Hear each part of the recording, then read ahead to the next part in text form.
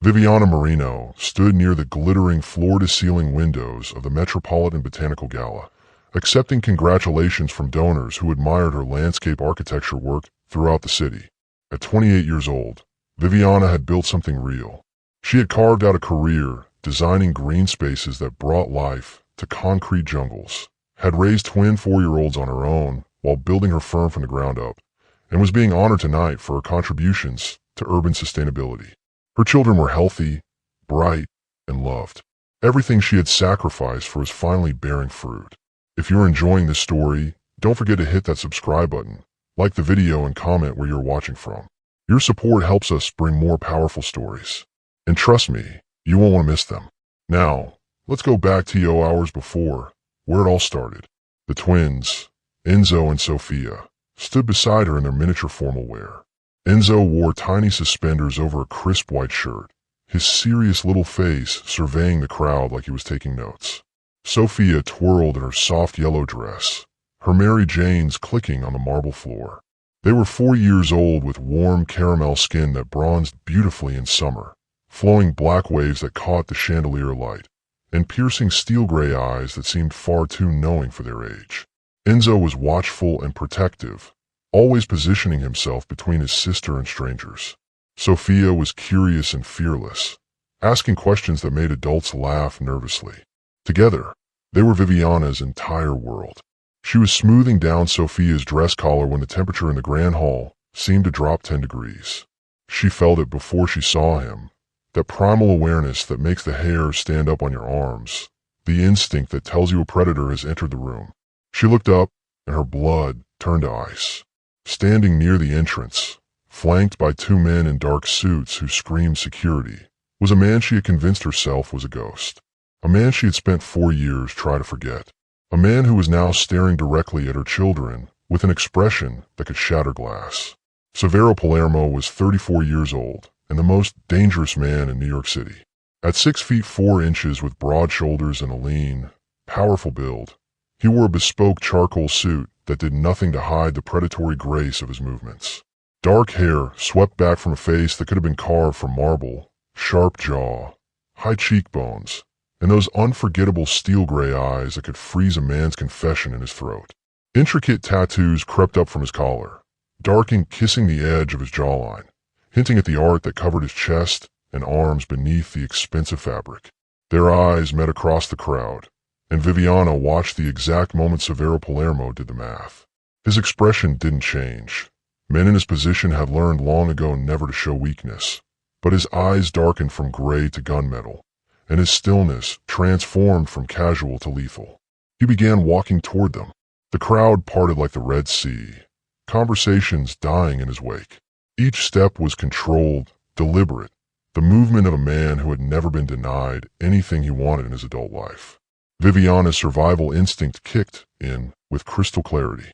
She couldn't let him corner her here, not in front of hundreds of witnesses, not with her children watching. She bent down quickly, her voice steady despite the terror clawing at her throat. "Enzo, Sofia, I need you to go with Miss Patricia to get some cake, okay? Mama has to talk to someone about work." Enzo's gray eyes, so heartbreakingly like his father's, studied her face with that unnerving perception he'd inherited from God knows where. "You look scared, Mama." "I'm fine, baby. Go on now." She kissed both their foreheads and flagged down Patricia, one of the event coordinators who adored the twins. Patricia swept them away toward the dessert table, and Viviana used those precious seconds to slip through the crowd toward the exit that led to the gardens. The night air hit her face like a slap. The Metropolitan's rooftop garden was a masterpiece of urban landscaping, one she had actually consulted on 2 years ago. Strings of lights draped between trellises heavy with climbing roses, and the scent of jasmine hung thick in the humid August air. The city sprawled below, a million lights trying to compete with the stars they'd long since drowned out. She made it maybe 20 feet down a gravel path before his voice stopped her cold. Running again. "Viviana," her name in his mouth, spoken with that slight Italian accent that turned the vowels into something darker, something intimate, made her spine stiffen. She turned slowly, keeping her chin up, refusing to show the fear that was trying to strangle her. Severo stood at the garden entrance, backlit by the gala's golden glow. He dismissed his security detail. They were alone. He walked toward her with that same purposeful stride, and suddenly she wasn't standing in a Manhattan rooftop garden anymore. Suddenly, she was back in Rome. 4 years and 3 months ago. The Villa Borghese Gardens at sunset, gold light filtering through stone pine trees, the air sweet with the scent of blooming wisteria.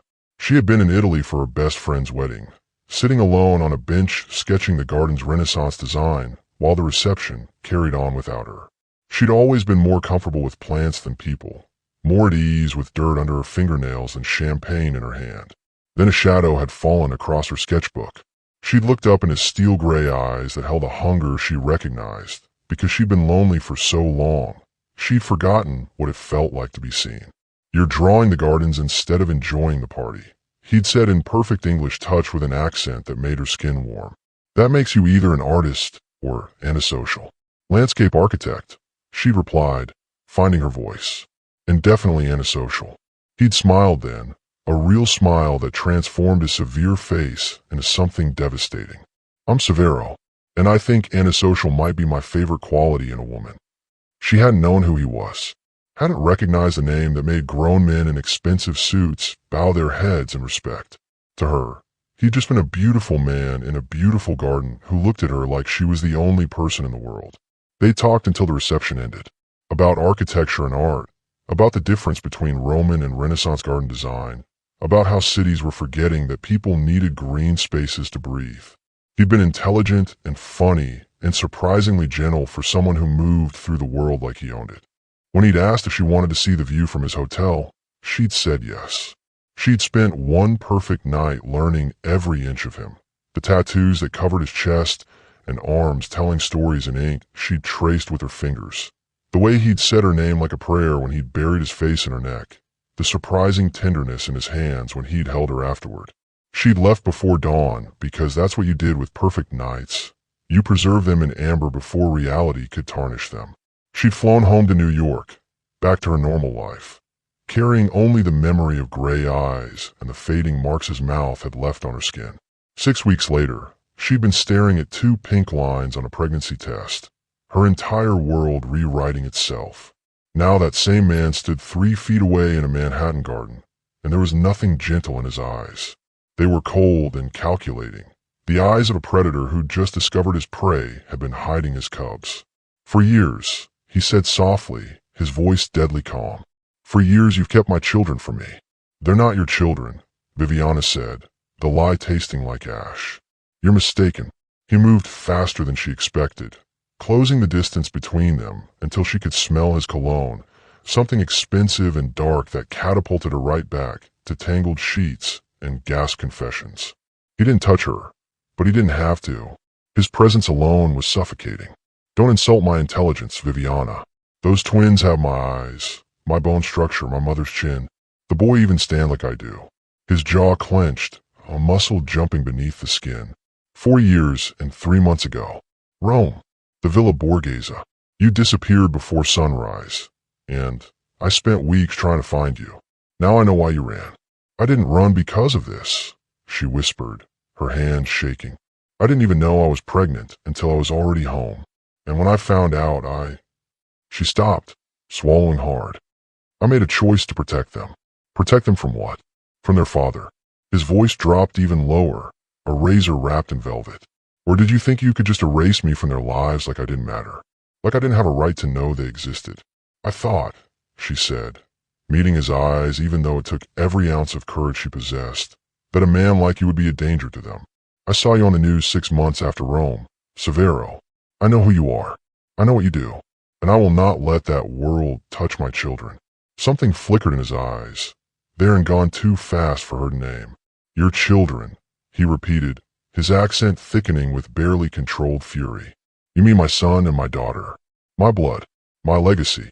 He leaned in closer, his breath warm against her ear. "And you, cara mia, just made the biggest mistake of your life." Before she could respond, before she could breathe, he pulled back and straightened his suit with deliberate precision. The mask of civility slid back into place, but his eyes promised retribution.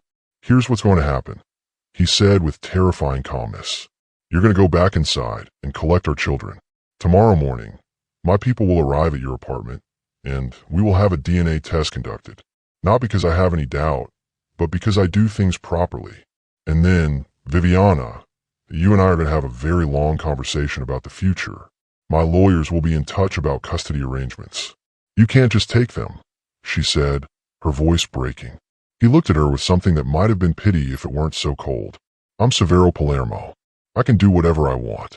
The only question is whether you want to fight me and lose everything, or whether you want to be reasonable and keep some semblance of the life you've built. He turned and walked away, leaving her standing alone in the garden with the scent of jasmine and the taste of fear in her mouth. Through the glass doors, she could see Enzo and Sophia at the dessert table, frosting on their faces, laughing at something Patricia had said. Her perfect night had returned, and this time, he wasn't leaving. This time, he was taking everything. Viviana didn't sleep that night. She sat on the worn couch in her modest Brooklyn apartment, watching her children sleep in their shared bedroom through the open doorway. Enzo had his arm thrown protectively over Sophia, even in sleep, and Sophia clutched her stuffed rabbit like it could protect her from the storm coming their way. The apartment was small but filled with light during the day, plants crowding every windowsill, their twins' artwork covering the refrigerator in a riot of color. It was home. It was safe. It was everything she'd built with her own 2 hands and sheer stubborn will. And now a monster in an expensive suit was going to tear it all apart. She'd left the gala early, making excuses about Sophia, feeling tired. The twins had chattered about the cake and the pretty lights the whole cab ride home, oblivious to the fact that their mother's hands were shaking so badly she had to sit on them. She'd gotten them ready for bed on autopilot, reading their favorite story about a brave little girl who outsmarted a dragon, and wondering if there was any way to outsmart Severo Palermo. There wasn't. She knew that with bone-deep certainty. Men like him didn't lose. They just decided how much mercy to show. The knock came at exactly 9 o'clock the next morning. 3 sharp raps that somehow managed to sound authoritative. Viviana had been expecting it, had dressed the twins in their normal Saturday clothes, jeans and t-shirts, had fed them breakfast, and told them they might have visitors today. She tried to keep her voice light, try not to let them see the terror crawling up her spine. She opened the door, and her stomach dropped. Severo stood in the hallway looking impossibly large in the modest space, dressed in dark slacks and a black button-down that made him look like death itself. Behind him stood 3 people, 2 men who were clearly security, their eyes constantly scanning, and a woman in a white coat carrying a medical bag. All of them looked wildly out of place in her building, where the rent was cheap and the elevator only worked half the time. "Good morning, Viviana," Severo said with perfect politeness, as if he hadn't threatened her entire existence 12 hours ago. "May we come in?" It wasn't really a question. They were coming in whether she agreed or not. She stepped aside, hating how small her apartment looked through his eyes. The second-hand furniture, the peeling paint she kept meaning to fix, the tiny kitchen where she'd learned to make meals stretch when money was tight. Enzo and Sophia had been playing with blocks in the living room, but they'd gone still at the arrival of strangers. Sophia peeked around the couch, her gray eyes wide with curiosity. Enzo stood up, positioning himself between his sister and the newcomers, his little body tense. Severo's gaze locked onto them with an intensity that made Viviana's breath catch. For a long moment, nobody moved. Then Sophia, because she'd never met a stranger she didn't want to interrogate, stepped out from behind the couch. "Who are you?" she asked, tilting her head. "Why are you so tall?" Something shifted in Severo's expression, a crack in the cold mask. "My name is Severo," he said, his voice gentler than Viviana had ever heard it. "And I'm tall because my papa was tall, and his papa before him." "What's your name?" "Sophia. That's my brother Enzo. He doesn't talk much to strangers." She studied him with those unervingly perceptive eyes. "You have eyes like us. See?" She pointed to her own gray gaze, then back to his. "I see," Severo said quietly, and the weight of those words hung in the air like a guillotine. Viviana found her voice, stepping between them with shaking determination. "Sophia, Enzo, why don't you go play in your room for a bit? Mama needs to talk to these people about grown-up things." "But I want to know why the tall man has our eyes," Sophia protested. "Room. Now." Viviana used her serious voice, the one that meant no arguments. Enzo took Sophia's hand and led her away, but not before giving Severo one more long, assessing look that was far too adult for a 4-year-old. When a bedroom door closed, Severo turned to Viviana with an expression she couldn't read. "She has my mother's spirit," he said. "Fearless, curious." His jaw tightened. "And he has my father's eyes. Watchful, protective." "This is Dr. Chun," he continued, gesturing to the woman in the white coat. "She's going to administer the paternity test. A simple cheek swab, completely painless. My sample has already been collected. Results will be ready within 48 hours, though we both know what they'll say." "And if I refuse?" Viviana asked, knowing it was pointless, but needing to ask anyway. Severo's eyes went cold again. "Then I have my lawyer's file for emergency custody based on the undeniable physical resemblance, and you spend the next 6 months fighting me in court while I drain every dollar you have and demolish your reputation. Or you cooperate, we get this over with quickly, and we move on to discussing how this is going to work." "How this is going to work," Viviana repeated bitterly. "You mean how you're going to take my children away from me?" "I mean," he said, stepping closer, his voice dropping to something almost dangerous, "how we're going to figure out custody arrangements that keep our children safe and give them everything they deserve." "Everything, Viviana. Not this." He gestured around the small apartment with barely concealed disdain. "Not struggling to make ends meet, not wondering if you can afford their school supplies, not raising them in a building where the elevator doesn't work and the security is non-existent. We're happy," she said, her voice breaking. "They're loved. Isn't that what matters? Love isn't enough when their last name is Palermo," he said flatly. "The moment the world knows they're mine, they become targets. Every rival family, every ambitious underboss, every idiot with a grudge will see them as leverage. They need protection. They need resources. They need their father."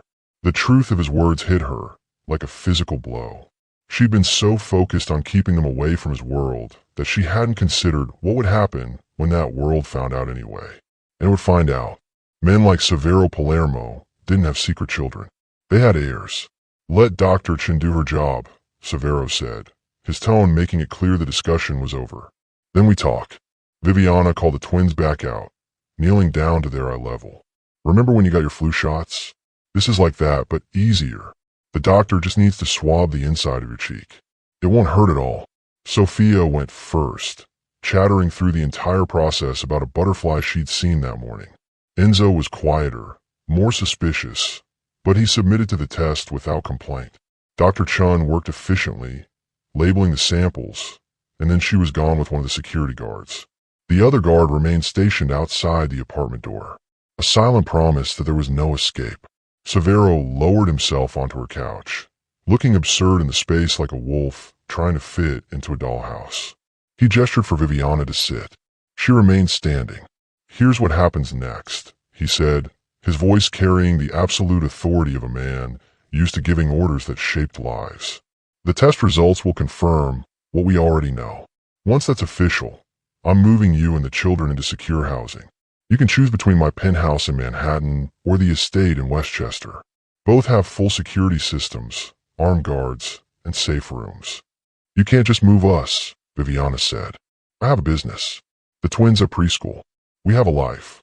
"You had a life," he corrected coldly. "That ended the moment I walked into that gala. Your business can operate from anywhere. Most of your work is site visits and remote consultations anyway. The twins will attend a private school with actual security.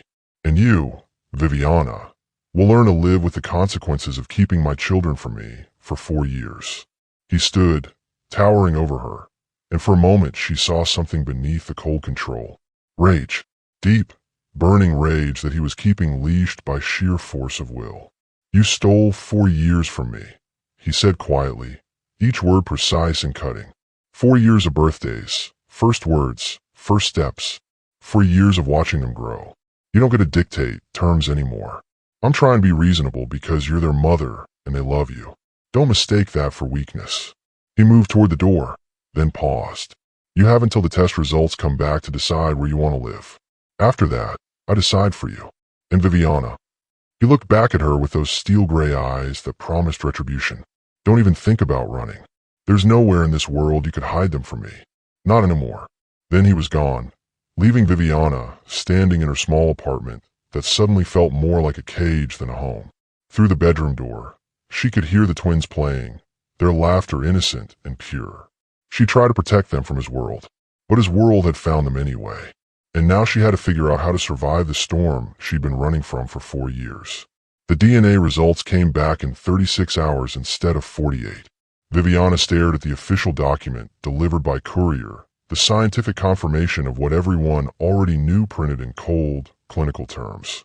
Probability of paternity, 99.99%. Severo Palermo was the biological father of Enzo Marino and Sofia Marino. Except their last name wouldn't be Marino for much longer. She could feel that truth settling into her bones like winter cold. The phone call came 10 minutes after the results arrived. Severo's voice was calm, almost pleasant, which somehow made it worse. "The Westchester estate," he said without preamble.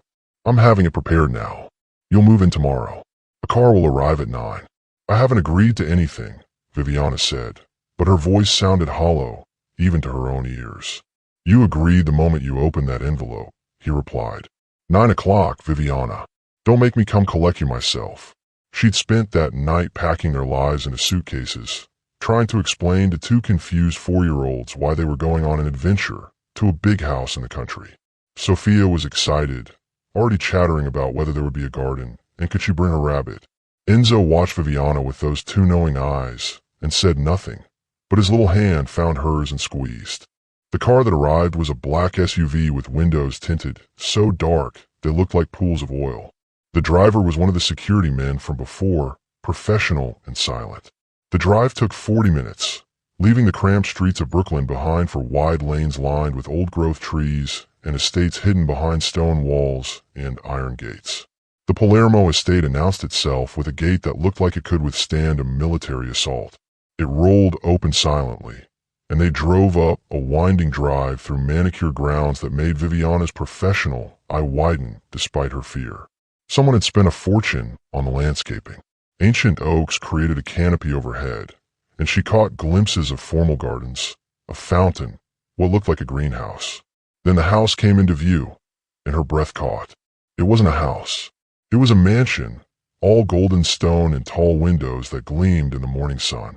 3 stories of old-world elegance mixed with modern security features she recognized immediately. Cameras disguised as light fixtures, reinforced doors, the subtle bulk of bulletproof glass. "Whoa," Sofia breathed, pressing her nose to the window. "It's like a castle." "It's a prison," Viviana thought, but she kept that to herself.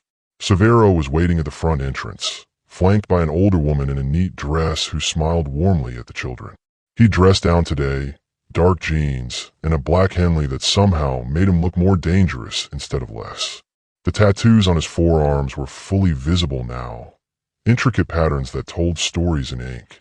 "Welcome home," he said, and the word home felt like a threat and a promise all at once. The twins climbed out of the car, Sofia immediately demanding a tour, Enzo staying close to Viviana's side. The older woman, introduced as Maria the housekeeper, swept Sofia up in a conversation about cookies in the kitchen. Severo's attention fixed on Enzo, who stared back with that unnerving intensity. "You don't trust me," Severo observed quietly. "You scare Mama," Enzo replied with devastating honesty. "That makes you bad."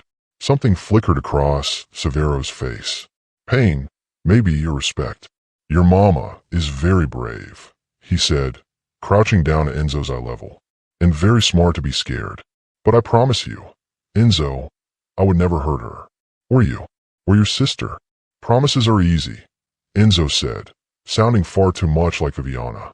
"Papa always said that." Severo's jaw tightened. "Papa. Papa is what Mama told us to call our father when we asked," Enzo said matter-of-factly. "She said he lived far away and couldn't be with us, but that he loved us anyway." Viviana wanted the ground to open up and swallow her. Severo stood slowly, his eyes finding hers across the distance, and the accusation in them made her look away. "I'm here now," Severo said to Enzo, his voice rough, "and I'm not going anywhere." Maria showed them to their rooms, plural, and Viviana's anxiety ratcheted up another notch. The twins had a suite larger than her entire Brooklyn apartment. 2 bedrooms connected by a shared bathroom decorated in soft colors, with furniture clearly purchased in the last 48 hours. There were toys still in packages, books on shelves, a rocking horse by the window that looked like it cost more than her monthly rent used to. Severo wanted them to feel at home, Maria said gently, catching Viviana's expression. He's been working around the clock to get everything ready. Viviana's room was down the hall, close enough to hear the twins if they called, but far enough to feel isolated. It was beautiful and terrifying, all pale blues and cream, with French doors that opened onto a balcony overlooking the grounds. The closet was already stocked with clothes in her size, expensive things with designer labels still attached. He's trying to buy us, she said to her reflection in the mirror above the antique dresser. But that wasn't quite true, was it? He was showing them what their lives could be, what they would be, now that he'd found them. The first 2 days passed in a strange, suspended reality. The twins adapted with the terrifying resilience of children, exploring every corner of the estate under Maria's watchful eye. Sophia discovered the greenhouse and declared it her new favorite place. Enzo found the library and settled in with picture books about knights and dragons. And Severo watched them with an intensity that bordered on obsession. He was there at breakfast, sitting stiffly at the head of a table designed for 12, clearly having no idea how to interact with small children, but trying anyway. He asked questions about their favorite colors, their favorite foods, what they like to do. Sophia answered with her usual enthusiasm. Enzo remained guarded, protective of his mother, suspicious of this stranger who'd upended their lives. Viviana watched it all, feeling like she was drowning in slow motion. The estate was gorgeous, the staff was kind, the security was invisible but omnipresent. Every material need was met before she could even voice it. And yet she couldn't shake the feeling of being a butterfly pinned to velvet, beautiful and dead. On the 3rd evening, she found Severo in his study, a dark-paneled room that smelled of leather and expensive scotch. He looked up from his laptop when she entered, and she saw the exhaustion in his eyes before he masked it. They need stability, she said without preamble. Not 2 strangers trying to figure out how to be parents together. Not armed guards and security protocols. They need normal. Normal, he repeated, closing his laptop with deliberate care. Viviana, the moment those test results were filed with my lawyers, their names went into a database. By now, every family in the city knows I have children. Do you understand what that means? It means you've made them targets. It means they were always going to be targets the second I found out about them. He corrected sharply. At least here they're protected. At least here I can control who gets close to them. This isn't protection, she said, her voice breaking. This is a golden cage. They're 4 years old, Severo. They should be playing in parks and going to birthday parties, not living in a fortress. He stood, moving around the desk with that predatory grace. They can have birthday parties. Here, where I can vet every guest. They can play, in the gardens where my men can see every approach. They can have everything, Viviana, except the one thing that puts them in danger. What's that? Freedom, he said quietly. The kind of freedom you took for granted. The kind I never had. He stopped a few feet from her, his eyes burning. I was 7 years old the first time someone tried to kidnap me for ransom. 8 when I watched my uncle die from a car bomb meant for my father. I grew up knowing that my last name was both a crown and a curse. Then why? She demanded. Why bring them into this world at all? Why not just let us go? Because they're mine, he said, the words raw and absolute. Because when I look at them, I see my mother's smile and my father's stubbornness and something entirely their own. Because Sophia laughed yesterday when she found a butterfly in the greenhouse, and that sound made me feel something I haven't felt in 20 years. His voice dropped. Because Enzo looks at me like he's trying to decide if I'm worth trusting, and I want to be worth it more than I've wanted anything. Viviana stared at him, seeing past the cold boss to the man underneath. The man who'd made room in his controlled world for chaos in the form of 2 small children. The man who was trying, in his broken way, to be something he'd never been before. A father. I can't do this, she whispered. You don't have a choice, he said. Neither of us do. They're ours, Viviana, for better or worse. And I will burn this entire city down before I let anyone hurt them. She believed him. That was the terrifying part. She believed every word. The days at the estate began to develop a rhythm, though calling it comfortable would be a lie. Viviana woke each morning to sunlight streaming through windows that overlooked grounds so perfectly maintained they looked painted. She'd find the twins already awake, usually in the kitchen with Maria, eating breakfast that hadn't come from a box or been stretched to last 3 days. And more often than not, she'd find Severo there too. He was trying. That was perhaps the most unsettling thing about their new reality. The man who commanded an empire with ruthless efficiency, who could order someone's death with a phone call, was completely out of his depth with 2 4-year-olds. And he knew it. Viviana watched from the doorway one morning as he sat at the kitchen table, a cup of espresso cooling forgotten in front of him, while Sophia climbed into the chair beside him with her stuffed rabbit. "Do you have a special friend like Mr. Hops?" Sophia asked, holding up the worn toy. Severo looked at the rabbit like it might explode. "I don't think I do. Everyone needs a special friend," Sophia informed him seriously. "Mama says that friends make the scary things less scary." "Your mama is very wise," Severo said, his voice careful, like he was negotiating a treaty. "What makes you scared, Piccola?" "Thunderstorms," Sophia admitted, "and the dark sometimes. But Mr. Hops helps." She studied him with those penetrating gray eyes. "What makes you scared?" Severo went very still. For a moment, Viviana thought he wouldn't answer. Then he said quietly, "Failing the people I care about." Sophia considered this with the gravity of a judge. "That's a very big, scary thing." "Yes," he agreed. "It is." She reached over and patted his tattooed forearm with her small hand. "Mr. Hobbs can be your friend too, if you want. He's very good at making big, scary things smaller." Something in Severo's expression cracked, just for a second, before he rebuilt the walls. "That's very kind of you, Sophia." Viviana retreated before they could see her, her throat tight with an emotion she didn't want to name. It was Enzo who proved to be the harder wall to scale. Where Sophia dispensed affection freely, Enzo remained watchful, judging Severo's every move with the suspicious eye of someone who'd learned early that the world could hurt the people you loved. Viviana found them in the library 3 days after the kitchen conversation. Enzo sat cross-legged on the floor surrounded by picture books, wearing his favorite outfit. The miniature suspenders he insisted made him look tough. Severo stood in the doorway like he was preparing to breach a hostile room, his hand hovering near where his gun would normally sit before he remembered he'd started leaving it in his office before coming to find the children. "Can I join you?" Severo asked, his voice uncertain in a way Viviana had never heard it. Enzo looked up, measuring him. "It's your house. It's your home," Severo corrected gently. "There's a difference." Enzo returned to his book without responding. Severo took that as permission and lowered himself to the floor with the careful movements of a man used to formal meetings, not sitting cross-legged on Persian rugs. He looked absurd and heartbreaking all at once. This dangerous man, trying to fold himself into his son's world. "Those are very sharp suspenders," Severo observed after a long silence. Enzo touched them protectively. "Mama says they make me look distinguished." "I think they make you look tough," Severo said. "Like you're ready for anything." For the first time, Enzo's guard dropped fractionally. "You think they look tough?" "Absolutely. My father wore suspenders. He said a man who wears suspenders is a man who plans ahead, who's always prepared." Severo's voice carried a weight of memory. He said it showed character. "Did your papa teach you lots of things?" Enzo asked, his curiosity finally winning over his suspicion. "He did. He taught me how to be strong, how to protect the people I love." Severo paused, choosing his words carefully. "But he also taught me that being strong doesn't mean you can't be gentle. That protecting people sometimes means knowing when to be soft.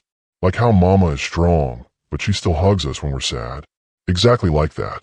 Severo reached for one of the books near Enzo's pile. "What are you reading?" "It's about a knight who protects a kingdom," Enzo said, warming slightly. "He has a big sword and armor and everything." "Knights are important," Severo agreed, opening the book. "But you know what's more important than swords and armor?" "What?" "Knowing what you're protecting and why. A knight without a reason is just a man with weapons. A knight with something to protect is a hero." Enzo studied him with those 2 perceptive eyes. "What do you protect?" "I'm still learning," Severo admitted with raw honesty. "But I think I'm starting to understand." From her spot in the hallway, Viviana watched her son slowly lean closer to his father as Severo began reading the story, his accented voice turning the words into something almost musical. She saw the moment Enzo's small shoulder brushed against Severo's arm, the first voluntary contact her son had initiated. She saw Severo go absolutely still, like he was afraid any movement might shatter the fragile trust being offered. The transformation wasn't sudden. It happened in small moments, accumulated like rain filling a well. Severo started appearing for bedtime, standing awkwardly in the doorway while Viviana read stories, until one night Sophia demanded he sit on the bed too. He perched on the edge like he might break something, but he stayed. He learned that Enzo liked his sandwiches cut into triangles, and Sophia refused to eat anything green unless he called it dinosaur food. He discovered that the twins had a complex system of negotiation for sharing toys that rivaled his business dealings in sophistication. He figured out that when Enzo got quiet, he was processing something important, and when Sophia got loud, she was working through a problem. And slowly, painfully, he learned to be present without being in control. Viviana watched him struggle with it. She'd see him take a call in his office, voice cold and commanding, only to emerge minutes later and freeze when Sophia asked him to play tea party. She'd watch him issue orders to his security team with lethal efficiency, then spend 20 minutes trying to figure out how to braid Sophia's hair because she'd asked and he couldn't bear to disappoint her. The night everything shifted started ordinarily enough. Thunderstorms had rolled in, the kind that made the old mansion creak and moan. Sophia woke up crying, and by the time Viviana got to the twins' suite, Enzo was already awake, trying to comfort his sister, but fighting his own fear. Before Viviana could scoop them both up, Severo appeared in the doorway in sleep pants and nothing else, his tattooed chest on full display, hair mussed from sleep. He must have heard Sophia crying from his room down the hall. "The thunder can't hurt you here," he said, moving into the room with surprising confidence. "These walls have stood for 100 years. A little storm isn't going to change that." "But it's so loud," Sophia whimpered, clutching Mr. Hops. Severo sat on the edge of her bed, and to Viviana's shock, Sophia immediately crawled into his lap. He went rigid for a heartbeat, then his arms came around her carefully, like he was holding something infinitely precious and breakable. "My mama used to tell me that thunder was just clouds bumping into each other," he said quietly. "That they were clumsy and didn't mean to be so loud. She said we should forgive them for being noisy because everyone makes mistakes sometimes. Even you." Enzo asked from his bed. Severo looked at Viviana over Sophia's head, and the raw vulnerability in his eyes made her breath catch. "Especially me," he said. "I've made more mistakes than I can count, but I'm trying to do better. For you, for your sister, for your mama." Sophia yawned against his chest, her fear already fading in the security of his arms. "You're warm," she mumbled, "like a big bear. Is that a good thing?" Severo asked, a smile tugging at his mouth. "Bears are the best," she declared, her eyes drifting closed. "They're strong and they protect their cubs." Over her head, Severo's eyes met Viviana's again, and she saw it clearly now. Not the Mafia boss, not the ruthless killer, just a man who'd found something he didn't know he needed and would die before giving it up. "Stay," Enzo said quietly from his bed, surprising everyone. "Until the storm stops." Severo looked to Viviana for permission. She should say no. She should maintain boundaries. She should protect what was left of her control over the situation. Instead, she nodded. Severo settled back against the headboard with Sophia asleep in his arms, and Enzo climbed out of his bed to curl up on Severo's other side.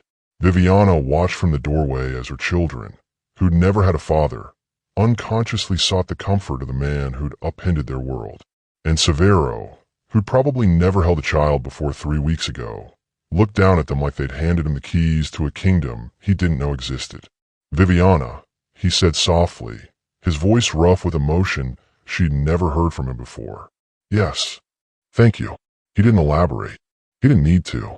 She understood what he was thanking her for keeping them safe all these years, for making them into these incredible little humans, for letting him try to be their father even though every instinct told her to run. She didn't respond. She couldn't. She just watched the thunder flash through the windows, illuminating the scene like a photograph she'd remember forever. The moment the monster learned to be gentle. The moment the cage started feeling like it might, someday, become a home. Then the world reminded them why cages existed in the first place. Viviana woke to the sound of raised voices. Not shouting exactly, but the kind of controlled urgency that made her skin prickle with instinct. She checked her phone. 3:47 a.m. The twins' door was closed, their room silent. Whatever was happening, it hadn't reached them yet. She pulled on a robe and moved quietly down the hallway. Light spilled from under Severo's office door, and as she got closer, she could make out his voice, hard and clipped in rapid Italian. She caught fragments: impossible, leak, every entrance, and a name repeated twice. Russo. The door opened before she could knock, and one of Severo's men nearly collided with her. He muttered an apology and disappeared down the hall, already speaking into his phone. Through the open doorway, she saw Severo behind his desk, still in yesterday's clothes, his laptop surrounded by papers and what looked like surveillance photos. He looked up, and the exhaustion in his face made him look older, harder. "You should be sleeping. Kind of difficult when your security team sounds like they're preparing for war," she said, stepping inside and closing the door behind her. "What's going on?" For a moment, she thought he'd shut her out, retreat behind that wall of control he wore like armor. Instead, he scrubbed a hand over his face and gestured to the chair across from him. "Sit. You need to know this anyway." She sat, her stomach already twisting with dread. Severo turned his laptop to face her.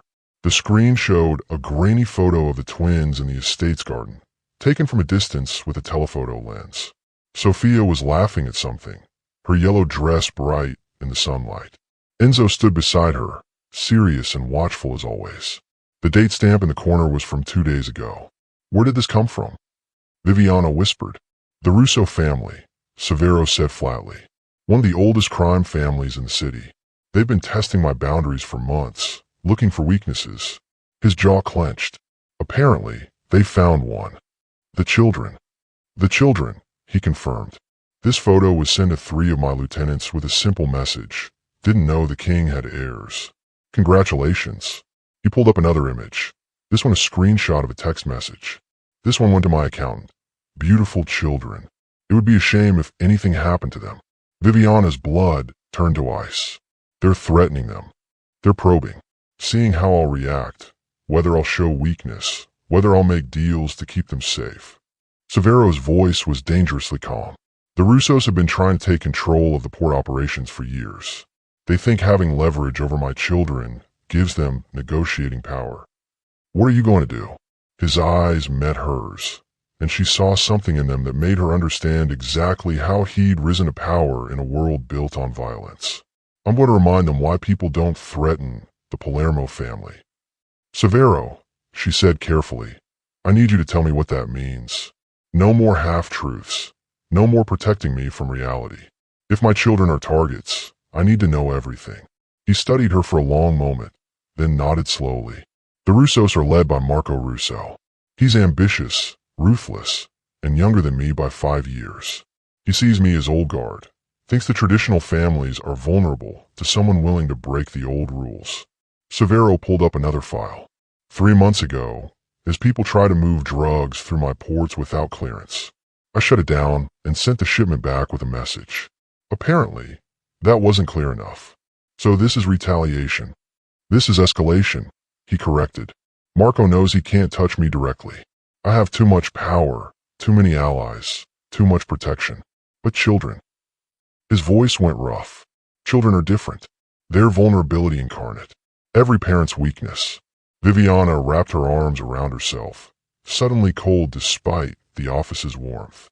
"You knew this would happen. That's why you wanted us here." "I knew it was possible," Severo admitted.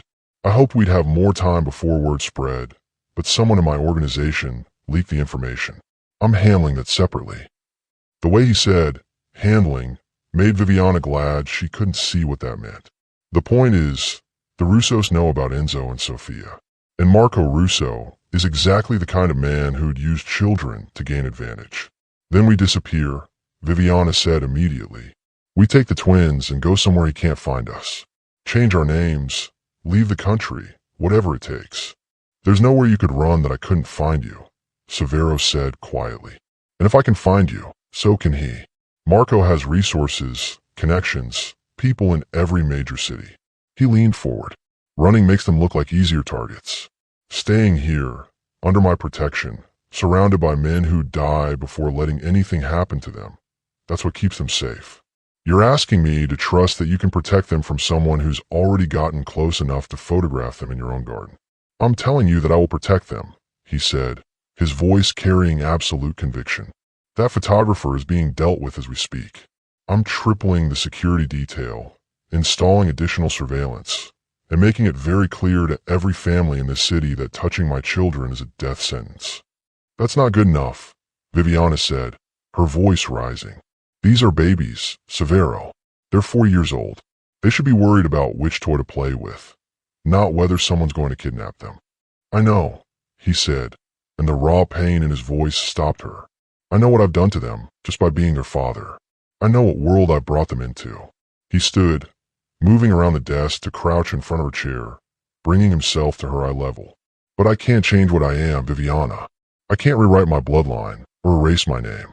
All I can do is use every resource I have, every ally, every bit of power I've accumulated, to build a wall around them that nothing can penetrate.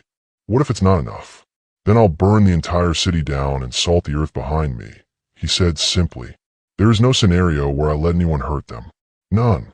Viviana looked into his steel-gray eyes and saw the truth there. This wasn't the cold boss making calculations about acceptable losses. This was a father who'd found something worth dying for. Tell me what I need to do, she said. Relief flickered across his face. Starting today, you don't take the twins anywhere without a full security detail. No more walks in the garden without 2 guards. No more playing outside unless I've personally cleared the perimeter. The greenhouse is still safe, the library, anywhere inside the main house. But nothing beyond that without my approval. They'll feel like prisoners. They'll be alive, he countered. And when this is over, when I've made Marco Russo understand that threatening my family was the last mistake he'll ever make, things could go back to how they were. What are you going to do to him? Severo stood, his expression going cold. Nothing you need to worry about. I'm keeping that part of my world separate from you and the children. No, Viviana said firmly, rising to face him. You don't get to do that anymore. You brought us into this, Severo. You made us part of your world whether I wanted it or not. So don't treat me like I'm too delicate to handle the truth. He stared at her for a long moment, something like respect crossing his features. I'm going to meet with the other family heads. Remind them of the old rules, the ones that say children are off limits. Make it clear that anyone who sides with the Russos, anyone who thinks this is an opportunity, will face consequences. He paused, and if that doesn't work, I'm going to eliminate the threat permanently. You mean kill him? I mean protect my family, he said evenly, by whatever means necessary. Viviana should have been horrified, should have grabbed her children and run despite knowing it was futile, should have felt revulsion at this man who spoke of murder like discussing the weather. Instead, all she felt was a grim understanding. This was the world her children were born into. This was the price of their last name. And if Severo Palermo was willing to become a monster to keep them safe, who was she to judge when she'd do exactly the same thing? When? She asked. The meeting is tomorrow night. I'll know more after that. He moved back to his desk, his mind already shifting to strategy. In the meantime, I want you to start varying your routine with the twins. Don't read stories at the same time every night. Don't play in the same rooms. Don't establish patterns someone could track. You really think they try something here? Inside your home? I think Marco Russo is desperate, and desperate men make stupid choices, Severo said. And I'd rather be paranoid and wrong than relaxed and dead. The sun was starting to rise, pale light creeping through the office windows. Somewhere in the house, Maria would be starting breakfast. Soon the twins would wake up, and she'd have to smile and pretend everything was normal while knowing that somewhere in the city, dangerous men were deciding whether her children were worth the risk of war. Severo, she said at the door. Yes. Don't let anything happen to them. I won't, he promised. Even if it costs me everything I've built. They come first now. Always. She believed him. And that belief was the only thing keeping her from shattering completely. 3 days after the Russo threat emerged, Severo made an announcement that surprised everyone including his security team. They were going to the zoo. Absolutely not. Marco, his head of security, said flatly. Too many variables, too many crowds, too exposed. My children have been locked in this house for nearly 2 weeks, Severo replied, his tone allowing no argument. Sophia asks every morning if they can go somewhere, anywhere. Enzo barely speaks anymore because he knows the answer is always no. He looked at Marco with steel in his eyes. We're going. Make it work. Viviana watched this exchange from the doorway. Something warm and unexpected blooming in her chest. He'd said my children like he'd been saying it his whole life, like they'd always been his, and he was just now getting the chance to prove it. The preparations took 2 hours. Marco arranged for the Bronx Zoo to open an hour early for a private event, which probably cost more than Viviana used to make in 6 months. For security guards would accompany them, dressed in civilian clothes, but unmistakably dangerous to anyone who knew what to look for. 2 more teams would be positioned at key points throughout the zoo. Every entrance would be monitored. Sophia nearly vibrated with excitement when Viviana told her. Enzo's eyes lit up before he remembered to be cautious, but even his careful reserve couldn't quite hide the hope underneath. They took 2 SUVs, the twins riding with Severo in the lead vehicle. Viviana watched through the tinted windows as Sophia chattered nonstop, her small hands gesturing wildly as she told Severo about every animal she'd ever read about. Enzo sat quieter but leaning forward, listening as Severo answered Sophia's questions with surprising patience and detail. The zoo was eerily empty, just them and the animals and the staff who'd been generously compensated for the early morning disruption. The August sun was already warm, but the air smelled green and alive, so different from the controlled perfection of the estate. Sophia grabbed Severo's hand without thinking, dragging him toward the first exhibit. The lions. Can we see the lions first? Severo looked down at her small hand in his large, tattooed one like she'd handed him something precious and fragile. Whatever you want, Piccola. They spent an hour moving through exhibits, Sophia providing running commentary on every creature, Enzo asking thoughtful questions about habitats and conservation. Severo listened to both of them with complete focus, like running a criminal empire could wait while his daughter explained why red pandas were objectively the best animals ever created. Viviana walked slightly behind them, flanked by 2 guards who maintained professional distance, and watched Severo transform into someone she barely recognized. He knelt down to Enzo's level to point out a sleeping tiger. He lifted Sophia onto his shoulders so she could see over the crowd that didn't exist. He looked, for all the world, like a normal father spending a normal day with his children. Except nothing about this was normal. She could see Marco speaking into his wrist microphone, constantly scanning. Could see the other guards positioned strategically, never looking directly at the twins, but always aware. Could see the tension in Severo's shoulders that said part of his mind was running threat assessments, even while Sophia was telling him about flamingos. They were at the penguin exhibit when it happened. A man, late 20s, walked too close. Not threatening exactly, but direct in a way that made Marco and his team tense. He had a camera around his neck, tourist casual, but his eyes locked onto the twins with too much focus. "Cute kids," he said, stopping a few feet away and raising his camera.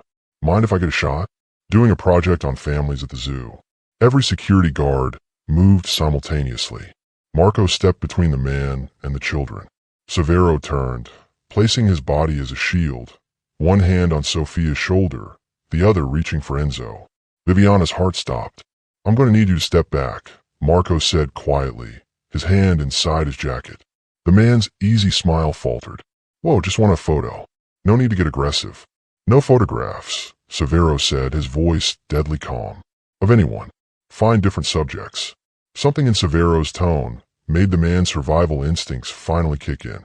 He saw, perhaps for the first time, what he was actually dealing with. Not an ordinary father, but something infinitely more dangerous. "Yeah, sure, my mistake." He backed away quickly, disappearing into the aquarium building. Sophia looked up at Severo with wide eyes. "Why did that man want our picture?" "Some people don't understand privacy," Severo said, his voice gentle despite the rage Viviana could see simmering beneath. "It's okay now." But it wasn't okay. Marco was already on his phone, checking if the man was a plant, a threat, or just catastrophically unlucky. 2 guards had followed him to ensure he actually left. The easy atmosphere of the morning had shattered like glass. "We should go," Viviana said quietly. "No," Severo said firmly. He looked at both twins, their confused faces, the disappointment already forming. "We're not leaving. We came here to see animals, and that's what we're going to do." He turned to Marco. "Get confirmation he's gone.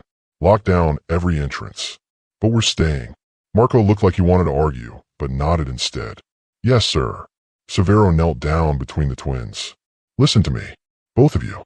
Sometimes people are going to be curious about our family, because Papa does important work. Most of those people don't mean any harm, but we still need to be careful. That's why Marco and his friends are always nearby. They keep us safe so we can do fun things like visit penguins. Understand?" It was the first time he'd referred to himself as Papa. Viviana saw both children register it, saw the words settle into them like something they'd been waiting to hear. "Are we in danger?" Enzo asked with his devastating directness. Severo could have lied, should have, maybe, given them the comfort of ignorance. Instead, he chose truth. "Sometimes, yes, but I will always protect you. Always. Nothing and no one will hurt you while I'm here. Promise." Sophia whispered. "I promise on my life," Severo said, and Viviana knew he meant every word. The rest of the morning was different, more careful, but they pushed through. Severo made a visible effort to restore the lightness, pointing out animals he remembered from his own childhood visits to zoos in Italy, telling stories that made both twins laugh. By the time they reached the gorillas, Enzo had taken Severo's other hand voluntarily, and Sophia was chattering away again about conservation efforts she'd learned from a documentary. They stopped for lunch at the zoo's cafe. The entire space cleared for them. Sophia and Enzo attacked their hot dogs with the enthusiasm of children who'd been too well-behaved all morning. Severo sat beside Viviana, close enough that she could feel the heat of him. "You handled that well," she said quietly. "The man with the camera. I wanted to break every bone in his hand for even thinking about photographing them," Severo admitted, his voice low enough that only she could hear. "But I'm trying to be better. For them.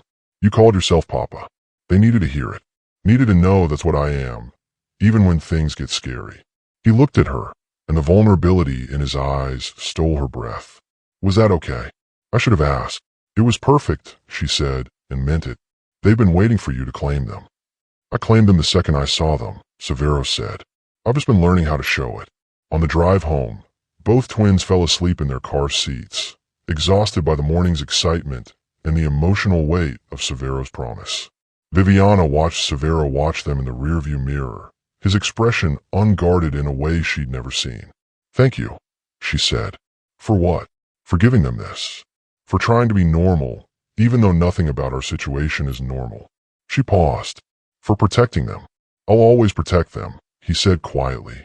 "I'm just sorry they need protecting in the first place. It's not your fault, isn't it?"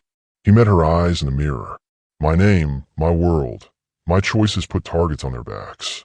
Your love keeps them safe," Viviana countered. "That's what matters." He didn't respond, but something in his expression softened, the hard edges smoothing just slightly. They drove back to the estate in comfortable silence, two parents united by the sleeping children between them and the dangers waiting beyond the gates.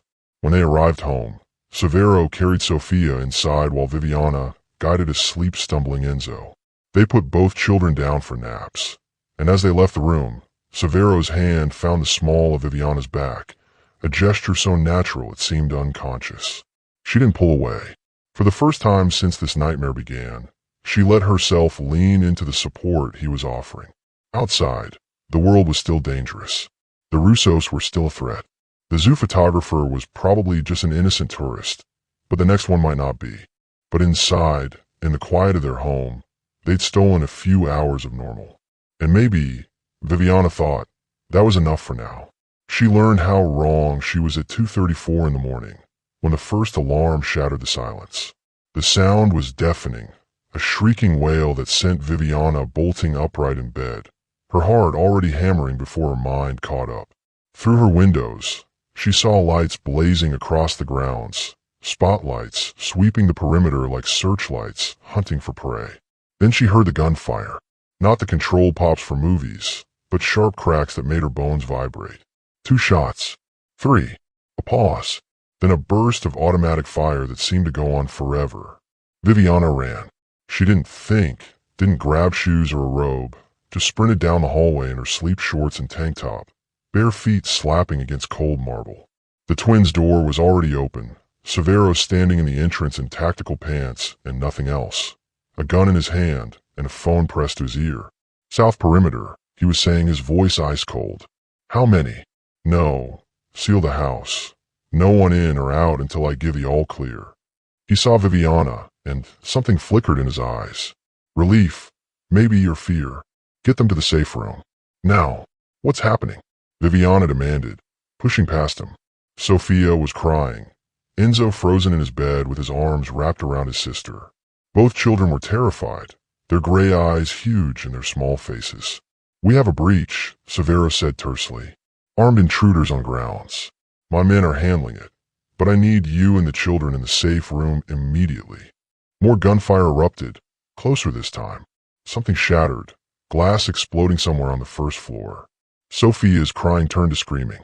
Viviana scooped up Sophia while Severo grabbed Enzo, and they moved fast through the hallway. Marco appeared from a side corridor, blood streaming from a cut on his temple, his weapon drawn. Sir, we have 3 down, 2 still active. They breached through the east gate with explosives. The Russos? Severo asked. Confirmed. One of them is talking. Marco's expression was grim. They came for the children. Severo's face went absolutely blank, which was somehow more terrifying than rage would have been. Kill them all. No survivors. No questions. No mercy. Severo, Viviana started, but he cut her off. Not now. He led them to what looked like a wall panel in the library, pressed a sequence of buttons hidden in the carved wood. The panel slid back, revealing a steel door with a biometric scanner. He pressed his thumb to it, and the door opened with a hydraulic hiss. The safe room was larger than Viviana expected, maybe 15 by 20 feet, with reinforced walls and a sophisticated air filtration system. There were monitors showing every angle of the estate, communications equipment, medical supplies, and enough food and water to last weeks. A small bed sat in one corner with blankets and pillows, clearly meant for the children.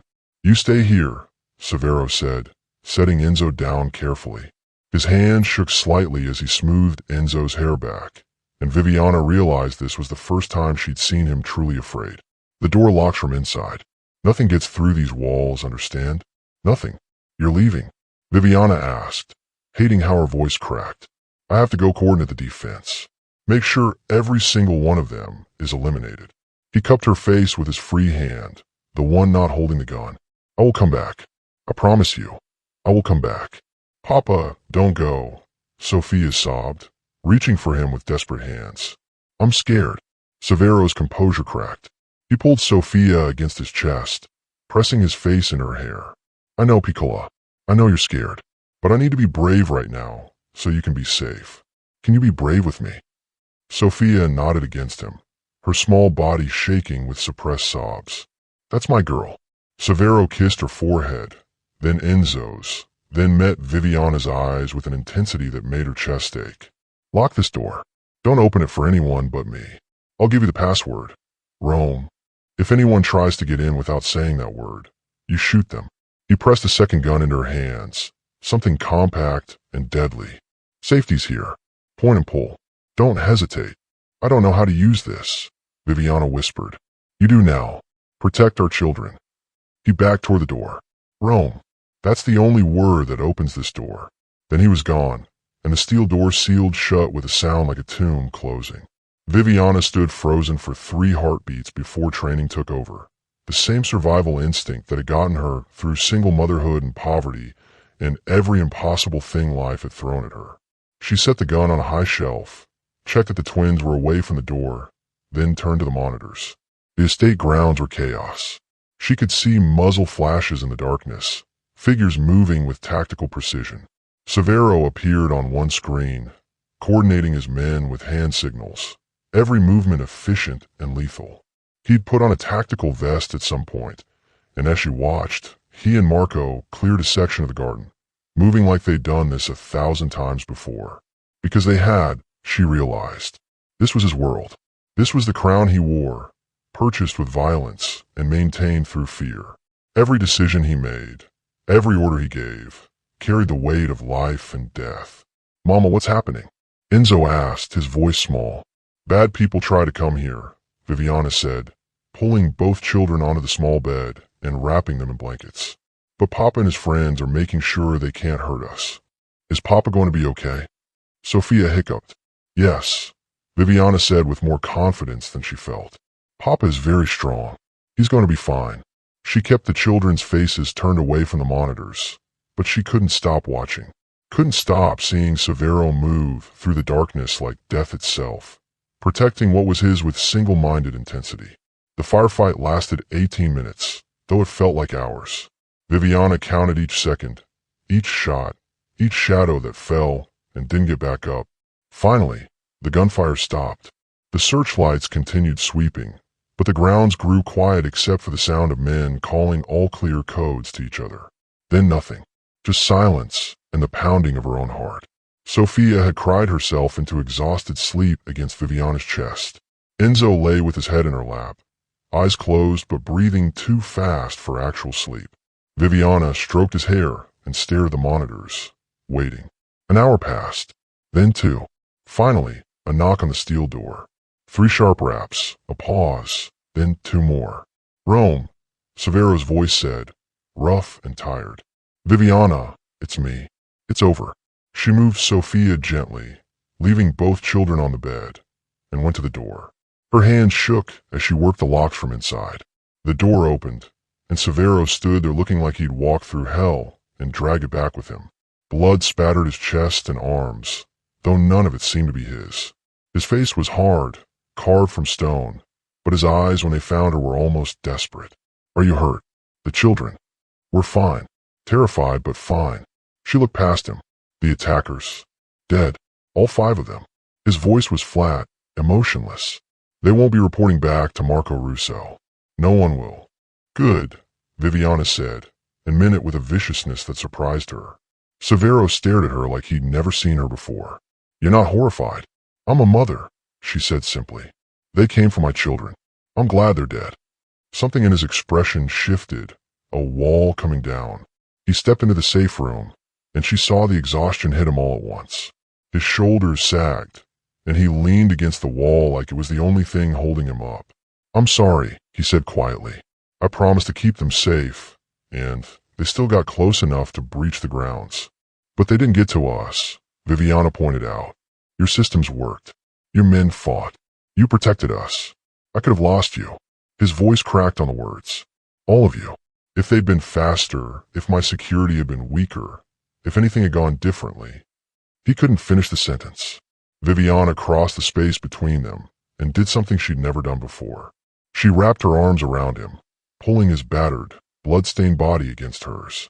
He went rigid with shock, then collapsed into her embrace like she was the only solid thing in a crumbling world. "But you didn't lose us," she whispered against his shoulder. "We're here. We're safe. Because of you." His arms came around her carefully, like he was afraid she'd disappear. "This is what my life is," he said raggedly. "This is what being with me means. Walls and guns and nights like this. I can't give you normal, Viviana. I can't give them the life they deserve. You're giving them a father who'd die before letting anyone hurt them," she said. "That's more than a lot of children get." She felt him shudder, felt the careful control he maintained every second of every day finally crack. "I've killed 18 men tonight," he whispered.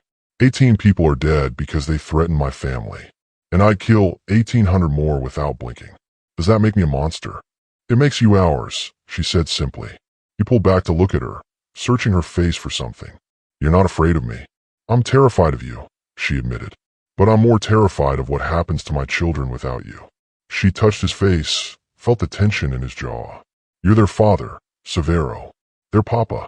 And tonight, you proved exactly what that means." He kissed her then, desperate and fierce, tasting like smoke and fear and relief. She kissed him back, 4 years of running finally ending in this moment, in this room, surrounded by the evidence of his violence and his love, all tangled together. When they broke apart, both breathing hard, he rested his forehead against hers. "I need to clean up." Need to talk to Marco about next steps. Need to send a message to Marco Russo that will end this permanently. Do what you need to do, she said. We'll wait here. Then come upstairs. I'll have Maria make breakfast. We'll tell the twins that everything's okay now. Is it? She asked. Okay. It will be, he promised. And this time, she knew exactly what that promise would cost him. She watched him leave, saw him transform back into the ruthless boss as he stepped into the hallway, his men falling into formation around him. The weight of command settled back onto his shoulders, and she finally understood what he carried every single day. The crown was made of blood and sacrifice, and he wore it so his children wouldn't have to. The morning after the attack, sunlight filtered through the estate windows like nothing had happened. Maria served breakfast with her usual warmth, though Viviana noticed her hands shook slightly when she poured the coffee. The twins picked at their pancakes, subdued and clingy, both refusing to leave Viviana's side for more than a few seconds. Severo was absent. He'd been in his office since dawn, making calls in rapid Italian that carried through the halls even with the door closed. Viviana caught words she recognized now. Vendetta, famiglia, sang. Revenge, family, blood. It was nearly noon when he finally emerged, looking like he hadn't slept. He found them in the library, Sophia curled in Viviana's lap with a picture book, Enzo building towers with blocks while staying within arm's reach of his mother. His eyes swept over them with visible relief, like he'd been afraid they might have disappeared. Can we talk? He asked Viviana quietly. Maria can stay with them. Something in his tone made her stomach drop, but she nodded. She kissed both twins, promised she'd be right back, and followed Severo to his office. The room smelled like coffee and exhaustion. Papers covered his desk, some with photographs she deliberately didn't look at too closely. He closed the door and leaned against it, scrubbing a hand over his face. I've been making arrangements all morning. What kind of arrangements? The kind that keep you safe. He moved to his desk, pulled out a folder, and set it in front of her. New identities for all three of you. Papers, birth certificates, passports, all legitimate enough to pass any inspection. There's a house purchased under a shell company in Vancouver. Good schools nearby, security that looks like normal neighborhood watch, enough money to live comfortably for the rest of your lives. Viviana stared at the folder like it was a snake. You're sending us away. I'm giving you a choice, he corrected, but his voice was hollow. Last night proved that being with me puts targets on your backs. The Russos are finished, but there will always be others. Someone with a grudge, someone ambitious, someone stupid enough to think they can get to me through you. He leaned against the desk, and she saw the defeat in every line of his body. I can't guarantee your safety here, no matter how many guards, how many walls, how much I'm willing to destroy to protect you. Eventually, someone will get through. So you're just giving up? I'm choosing their lives over my wants, he said sharply. There's a difference. Viviana opened the folder. 3 Canadian passports stare back at her. Viviana Chun, Enzo Chun, Sophia Chun. The photographs were recent, professional, probably taken by one of his people without her noticing. In these pictures, she wasn't Viviana Marino, landscape architect and single mother. She was a stranger with a fresh start and no past.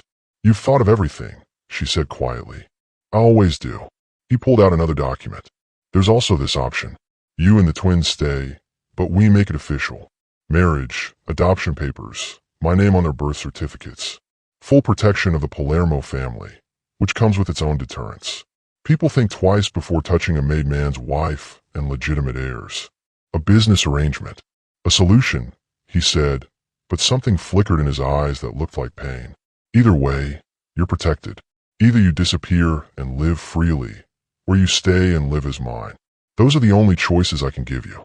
Viviana set down the passports and looked at him, really looked at him.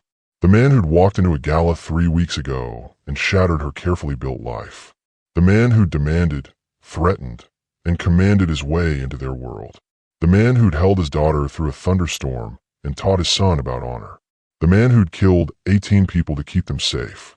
What do you want? She asked. That doesn't matter. It matters to me. He was quiet for a long moment, his jaw working like he was forcing words past barbed wire. I want you to stay, he finally admitted, his voice raw. I want to watch them grow up. I want to teach Enzo how to be strong and Sophia how to be fearless. I want to wake up knowing they're down the hall, safe and whole. I want. He stopped, swallowed hard. I want things I have no right to want. Like what? Like you, he said simply. Like having you look at me the way you did last night, when you weren't afraid of what I'd done but grateful for it. Like being more than just their father. Like being a family, a real one, not just genetics and obligation. He laughed bitterly. But wanting something doesn't make me deserve it. And you three deserve better than a life of locked doors and armed guards. Viviana stood, moved around the desk, until she was close enough to feel the heat of him. You asked me 4 days ago if I was afraid of you. You said you were terrified. I lied, she said. I'm not afraid of you, Severo. I'm afraid of how much I've started to need you. She touched his chest, felt his heart hammering beneath her palm. I spent 4 years building walls around myself and the twins. 4 years of doing everything alone, of being strong because I had no choice. And then you walked into that gala and tore it all down. I'm sorry. Don't be, she said, because somewhere in the chaos, in the fear, in the nights I lay awake hating you for appending our lives, something changed. She met his eyes. I watched you learn how to be a father. Watch you trade your gun for storybook. Watch you put your body between our children and danger without hesitation. And I realized something terrifying. What? I'm falling in love with you, she whispered. With the man who makes my daughter laugh and teaches my son about strength. With the man who wears a crown of blood so his children can play in gardens. With you, Severo. Not the name, not the power. Just you. He stared at her like she'd stabbed him. You can't mean that. I do. And it's the most inconvenient, foolish, dangerous thing I've ever felt. She stepped closer. But I'm tired of running. I've been running since Rome, since those 2 pink lines on a pregnancy test, since every moment I chose to keep them from you. I don't want to run anymore. Viviana, he breathed, her name a prayer and a warning. I choose to stay, she said firmly. Not because I'm trapped, not because I'm afraid, because this, terrifying as it is, feels more like home than anywhere I've been in 4 years. Because the twins need their father. Because I need. She paused, gathering courage. Because I need you. He pulled her against him so fast she gasped, his arms banding around her like he was afraid she'd disappear. You're sure? Once you choose this, there's no going back. You'll be mine, and everyone will know it. Every risk I carry becomes yours. I know. Every enemy I've made will see you as leverage. I know. Your life will never be normal again. I don't want normal, she said against his chest. I want real. And this, us, it's more real than anything I've ever had. He cupped her face, tilting it up to meet his gaze. If you stay, I marry you. Properly, legally, permanently. I put my ring on your finger or my name on their birth certificates, and I dare anyone to question it. Is that a proposal? It's a promise, he said fiercely. If you're staying as my wife. The mother of my children and the woman who somehow made me want to be better than what I am. That's the worst proposal I've ever heard, she said, but she was smiling. Then let me try again. He got down on one knee, this powerful, dangerous man kneeling before her in his office, still smelling of blood and violence. Viviana Marino, you walked into my life carrying my children and my heart without knowing either existed. You made me a father and showed me what it means to fight for something beyond power and fear. Marry me, not because it's strategic, not because it's safe, but because I'm asking you to choose me the way I'm choosing you. Every day, for the rest of our lives. Yes, she said, tears streaming down her face. Yes to you, yes to this, yes to everything. He stood, lifting her off her feet, and kissed her like she was oxygen and he'd been drowning. She kissed him back, 4 years of loneliness and fear and desperate hope pouring into that single moment. When they broke apart, both breathing hard, he pressed his forehead to hers. I'll make you happy. I swear it. You already do, she said, just by being theirs, by being ours. He smiled then, a real smile that transformed his severe face into something heartbreaking. Ours. I like the sound of that. So do I. They stayed like that for a long moment, holding each other in the office where he'd given her the choice between freedom and him, where she'd chosen him without hesitation. Finally, Severo pulled back. We should tell the twins. They're going to be insufferable. Viviana warned. Sophia's been asking when you're going to marry Mama since week 2. She has. His expression went soft. Apparently, in her mind, people who have babies together should be married. She's very traditional for a 4-year-old. They walked back to the library hand in hand, something neither of them would have imagined 3 weeks ago. The twins looked up when they entered, and Sophia's eyes went immediately to their joined hands. "Are you happy now, Mama?" she asked. "Yes, baby. Very happy." "Good," Sophia declared. "Papa, are you going to stay forever now?" Severo knelt down, pulling both children close. "Forever and always, Piccola. I'm not going anywhere." Enzo looked between his parents with those perceptive gray eyes. "Does this mean we're a real family now?" "We were always a real family," Severo said gently. "But yes, from now on, we're official." "With a wedding?" Sophia gasped, already imagining flower petals and pretty dresses. "With a wedding," Viviana confirmed. Sophia squealed and launched herself at Severo, who caught her easily, laughing in a way Viviana had never heard from him. Enzo climbed onto Viviana's lap, content just to be close, and for the first time since that night in Rome, everything felt right. The danger was still there. The threats, the violence, the weight of Severo's crown. But they'd face it together now, as a family. And that, Viviana thought, was worth every risk. 6 months later, autumn painted the estate grounds in shades of amber and gold. Viviana stood on the terrace, overlooking the lawn, a steaming cup of coffee warming her hands, watching her children play in the fallen leaves. The morning air carried the scent of wood smoke from the fireplace inside, and the earthy smell of the season changing. Sophia wore a burgundy sweater that matched the leaves, her black waves pulled into pigtails that bounced as she ran. She was building what she called a leaf castle, gathering armfuls of crispy foliage and piling them into elaborate structures that Enzo immediately critiqued for structural integrity. Her laughter rang across the grounds, pure and unrestrained, the sound of a child who felt safe enough to be loud. Enzo, serious as ever in his miniature pea coat and those beloved suspenders, was explaining something to his sister about architecture and weight distribution. At 4.5, he already sounded like a tiny professor, though his gray eyes sparkled with barely suppressed amusement when Sophia inevitably ignored his advice and built her castle exactly how she wanted. Marco stood at a respectful distance, his attention split between the children and the perimeter. 2 other guards were positioned strategically around the grounds, but they'd learned to be invisible, to let the family have their moments while still maintaining vigilance. The threat from the Russos had been permanently eliminated 3 weeks after the attack. Marco Russo himself had disappeared, and the whispers said Severo Palermo had sent a message so brutal that even the most ambitious families had quietly backed down. No one threatened the Palermo children. Not anymore. Warm arms slid around Viviana's waist from behind, and she leaned back into Severo's chest without thinking, the gesture as natural now as breathing. He pressed a kiss to her temple, his breath warm against her skin. "Good morning, Mrs. Palermo," he murmured, and she felt him smile against her hair. "Good morning, husband," she replied, still marveling at how easily the word came now.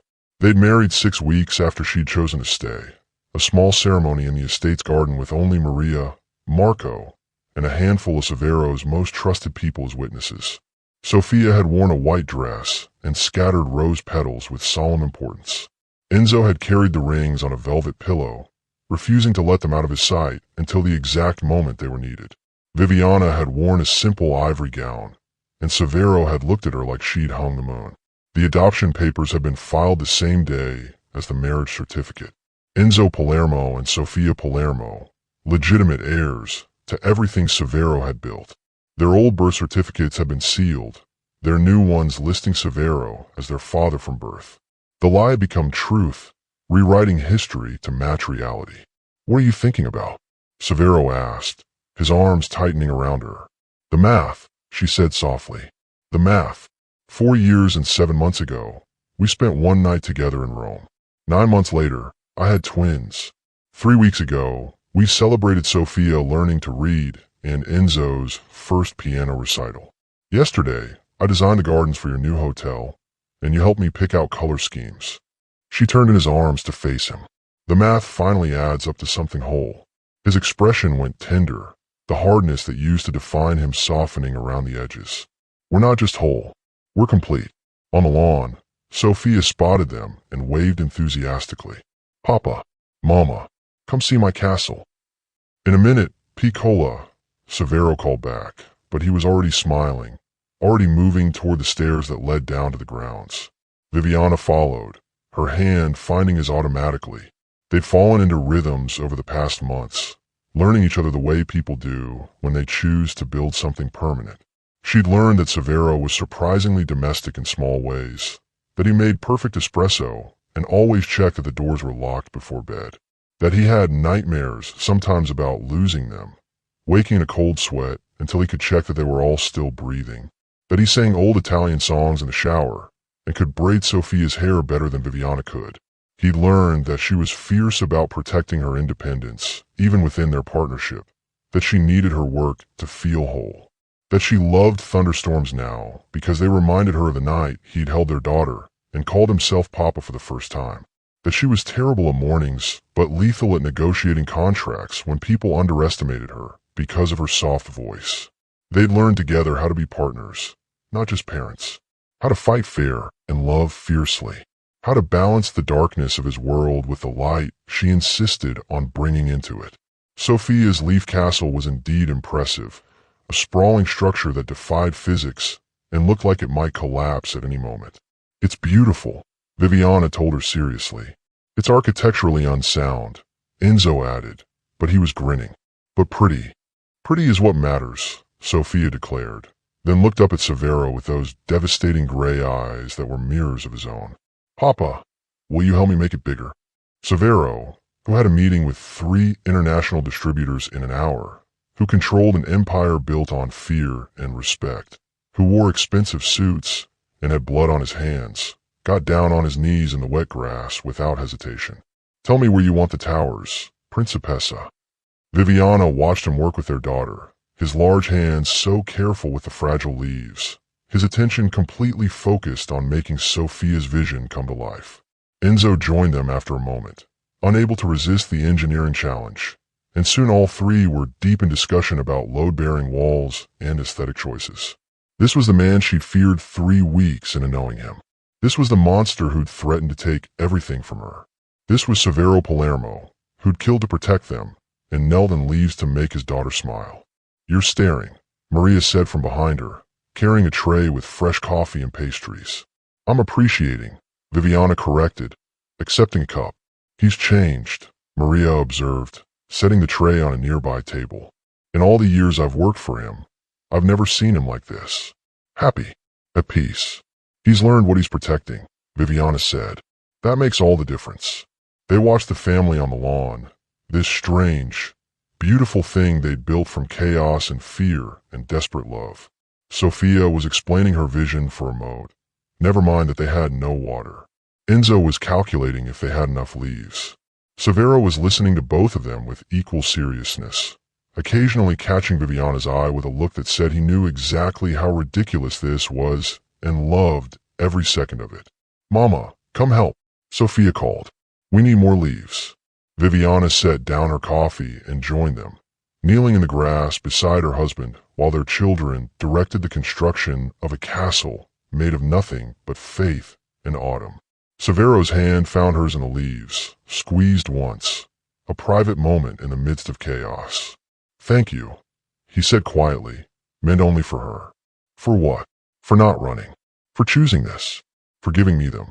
He looked at the twins, his expression unguarded. For giving me everything. You gave us protection, security, a home, she pointed out. I gave you a cage, he corrected gently. You made it a kingdom. She kissed him then, quick and sweet, uncaring that the children were watching and probably giggling. We made it together. That's what family does. Family, he repeated, testing the word like it was still new. I never thought I'd have this. A wife who sees who I am and stays anyway. Children who look at me like I'm their hero instead of their nightmare. You are their hero, Viviana said firmly. And mine. Sophia climbed in her father's lap, covering them both in leaves. Enzo leaned against Viviana's shoulder, content just to be close. They sat there in the autumn sunshine, surrounded by the evidence of their daughter's creativity and their son's careful amendments. And for a moment, the world was nothing but this. No threats, no enemies, no violence waiting beyond the gates. Just a family in a garden, building castles out of leaves and laughter. The math was always there, Severo said suddenly, looking at Viviana over Sophia's head. From that night in Rome, I just didn't know what equation we were solving. And now, she asked, now it's simple. He gestured to the twins, to the castle, to her. 1 night plus 4 years plus 2 children plus 1 stubborn woman equals everything I never knew I needed. That's terrible math, Enzo said seriously, having been listening to the whole conversation. You can't add time and people. In this family, you can, Severo told him, ruffling his hair. We make our own rules. As the morning stretched toward afternoon, they stayed on the lawn until the castle was complete and promptly collapsed under its own ambitious design. Sophia declared it perfect anyway. Enzo began planning improvements for version 2. Maria brought lunch outside, and they ate on blankets while leaves drifted down around them like blessings. Guards watched from the shadows. Security cameras tracked every angle. The weight of Severo's crown hadn't disappeared, would never disappear. But it felt lighter now, shared between them, a burden and a privilege all at once. That night, after the twins were asleep and the house was quiet, Viviana found Severo in his office. He looked up from his laptop, and she saw the moment his business face softened into something private and tender. Come to drag me to bed? He asked, amusement coloring his voice. Come to remind you what you're working for, she said, moving to his side. Through the window, she could see the grounds lit by moonlight, the remains of Sophia's castle still visible on the lawn. Us. This life we're building. He pulled her onto his lap, burying his face in her neck. I know. Every decision, every deal, every thread I eliminate, it's all for this. For them. For you. Then come to bed, she said gently. The Empire will still be there tomorrow. Tonight, just be ours.